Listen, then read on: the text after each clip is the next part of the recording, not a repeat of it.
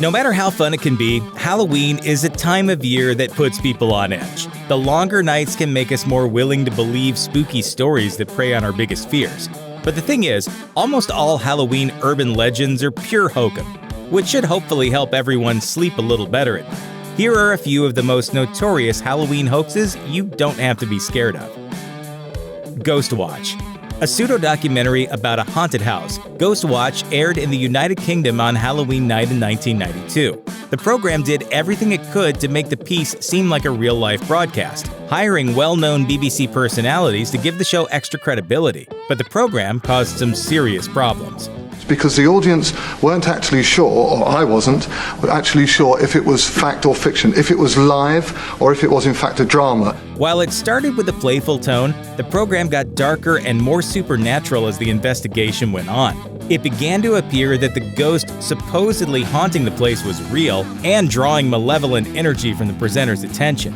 As the ghost got stronger, members of the crew were injured, killed, and possessed, with the specter ultimately appearing to step into the real world at the end of the show. And she's going to take us through the whole spine-tingling story. The program's almost realistic nature and unscripted feel deceived and even traumatized many, even though it featured credited actors and writers. Though it was all in good fun, the program sparked years' worth of rumors and controversy, becoming an indelible part of modern-day English folklore. Strangers with candy. Every kid knows the Halloween routine. Once you get home, you surrender your loot to the nearest adult who scours the bag for needles, drugs, and some candy off the top for themselves. It's annoying, but necessary, right?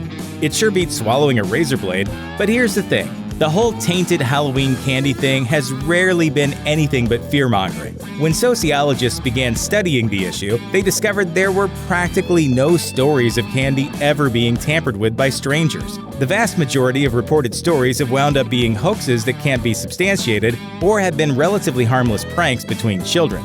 In the few cases where a child's Halloween candy was confirmed to have been tampered with, the culprit was almost always someone the kids knew.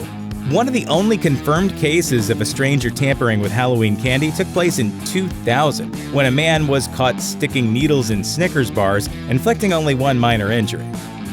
Black cat sacrifice. Some people still believe that Halloween is a time for satanic sacrifice. Warnings pop up yearly about keeping your pets indoors so that evil cultists don't offer them up as part of twisted rituals, especially for some reason, black cats. It's not just pet owners that get taken in by this one. Some animal shelters halt adoptions of black cats around Halloween to stop them from ending up on some sacrificial altar.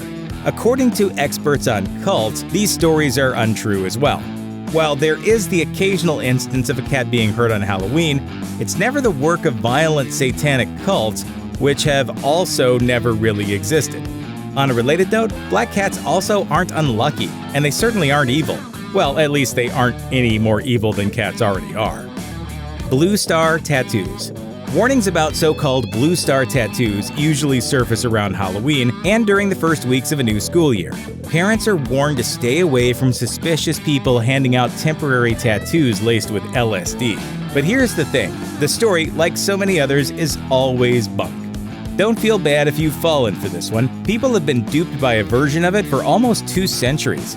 According to folklorists, similar rumors were circulating in England in 1840, long before LSD was even invented. The legend then focused on lick-and-stick postage stamps, with the story going that the glue was poisonous and caused cholera. It just goes to show that tall tales can be easily adjusted to new times and places. Even as decades go by, human nature remains pretty much the same, which is to say, kinda gullible. The cannibal's haunted house. This story is a relatively new one, first going viral in 2015. Supposedly, a group of friends went to a haunted house in Austin, Texas, when they came across what looked like a terribly gruesome display of a man eating someone alive in a bathtub. The screams they heard, the story goes, turned out to be real. The group had come across a real-life cannibal, who was supposedly fought off by the house's pistol-packing owner. In Texas, a story like this is almost believable. But it wasn't true. The story was a classic viral hoax, and nothing about the nightmarish episode was based in fact. Did we just believe it because of Texas? Probably.